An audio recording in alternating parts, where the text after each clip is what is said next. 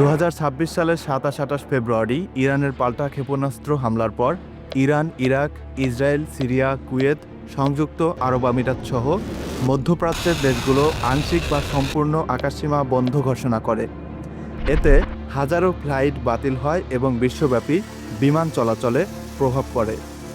কিন্তু প্রশ্ন হলো, আকাশসীমা কিভাবে নির্ধারণ হয়? আকাশসীমা বন্ধ করে কিভাবে? বন্ধ করার জন্য দেশগুলো কি কি পদক্ষেপ নেয়? আর আকাশসীমা লঙ্ঘন করলে পরিণতি কি হতে পারে? চলুন জেনে নেওয়া যাক। একটি দেশের আকাশসীমা হলো তার ভূখণ্ড এবং জলসীমার উপরের বায়ুমণ্ডলের অংশ, যা দেশটির সম্পূর্ণ ও একচেটিয়া সার্বভৌমত্বাধীন। এটি আন্তর্জাতিক আইন দ্বারা স্বীকৃত।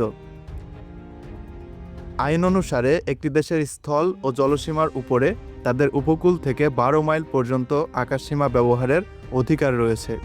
12 মাইলের বাইরে আকাশসীমাকে আন্তর্জাতিক বলে মনে করা হয়। চিকাগো কনভেনশনের অনুচ্ছেদ 1-এ এই সার্বভৌমত্ব স্পষ্টভাবে উল্লেখ করা হয়েছে। আন্তর্জাতিক সিভিল অ্যাভিয়েশন অর্গানাইজেশন আকাশসীমা ব্যবস্থাপনা করে এবং ফ্লাইট ইনফরমেশন রিজিয়ন এফআইআর নির্ধারণ করে। দেশগুলো তাদের আকাশসীমায় বিমান চলাচল নিয়ন্ত্রণ এবং অনুমতি ছাড়া প্রবেশ নিষিদ্ধ করতে পারে। দেশগুলোর প্রতিবেশীদের সঙ্গে আলোচনা করে আইসিএওতে আবেদন করে এই সীমা নির্ধারণ করে। রাডার সিস্টেম স্থাপন করে নিয়ন্ত্রণ প্রতিষ্ঠা করতে হয়। বাংলাদেশ সমুদ্র সীমা নির্ধারণের পর আকাশসীমা বা এফআইআর নির্ধারণের চেষ্টা করছে, কিন্তু ভারত ও মিয়ানমারের সঙ্গে সমন্বয় এবং রাডারের অভাবে এখনও সম্পূর্ণ নিয়ন্ত্রণ নেয়নি। আধুনিক রাডার প্রকল্প চলছে এই সমস্যার সমাধানের জন্য।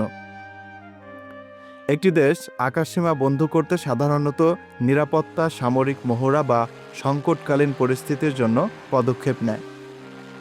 দেশের সিভিল অ্যাভিয়েশন কর্তৃপক্ষ আন্তর্জাতিক নোটাম প্রকাশ করে, যাতে নির্দিষ্ট এলাকায় বিমান চলাচল নিষিদ্ধ ঘোষণা করা হয়। উদাহরণস্বরূপ, ইরান হরমুজ প্রণালীতে 25,000 ফুট উচ্চতা পর্যন্ত নিষেধাজ্ঞা জারি করেছে। সামরিক রাডার, ফাইটার জেট এবং এয়ার ডিফেন্স সিস্টেম চালু করে অননুমোদিত বিমান শনাক্ত ও আটক করার ব্যবস্থা নেওয়া হয়। যখন কোনো বিমান অনুমতি ছাড়াই নিয়ন্ত্রিত বা জাতীয় আকাশসীমায় প্রবেশ করে, তখন আকাশসীমা লঙ্ঘন ঘটে। এই ধরনের ঘটনা দুর্ঘটনাজনিত হতে পারে, যেমন নেভিগেশন বা যোগাযোগের ত্রুটি, অথবা এগুলি ইচ্ছাকৃত হতে পারে, যেমন সামরিক পরিদর্শন বা অনুসন্ধান। শীতল যুদ্ধের সময় কোরিয়ার এয়ারলাইন্স ফ্লাইট 007-এর মতো বিমানগুলিকে শত্রু সামরিক বিমান হিসেবে ভুল শনাক্ত করার কারণে এগুলিকে ভূপাতিত করা হয়েছিল। 2023 সালে একটি চীনা উচ্চতার বেলুন মার্কিন আকাশসীমায় প্রবেশ করে। গোয়েন্দা তথ্য সংগ্রহের অভিযোগে একটি আমেরিকান জেট দ্বারা গুলি করে ভূপাতিত করা হয়, যার ফলে দুই দেশের মধ্যে উত্তেজনা বৃদ্ধি পায়।